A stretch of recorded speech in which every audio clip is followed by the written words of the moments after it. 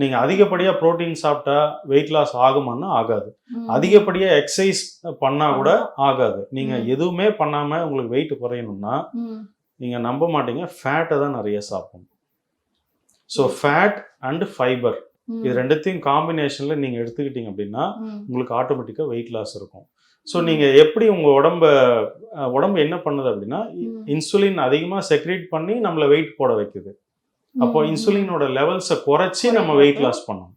இவ்வளவுதான் simple. So இந்த ஃபேட்டுக்கு insulin secrete ஆகாது. அப்போ தாவரத்துல எதெல்லாம் ஃபேட் அதிகம் அப்படின்னு பாத்தீங்க அப்படின்னா ஃபர்ஸ்ட் தேங்காய், அப்புறம் பாதாம், வால்நட்டு, கேஷ்யூ, பிஸ்தா, இதெல்லாம் ஃபேட் அதிகமா இருக்கிற சாப்பாடுங்க. ஃபைபர் அதிகமா இருக்கிற சாப்பாடுன்னு பாத்தீங்கன்னா காய்கறிகள், அதுல குறிப்பா வெண்டைக்காய், அவரைக்காய், பீன்ஸ், கோவக்காய், இந்த மாதிரி காயின்னு முடிகிற எல்லா காயிலையும் ஃபைபர் வந்து அதிகமா இருக்கும். இப்போ இந்த ஃபேட்டு இந்த ஃபைபர் நீங்க எடுத்துட்டு எந்த எக்ஸசைஸும் பண்ணாம இருந்தா கூட வெயிட் லாஸ் ஆகும்.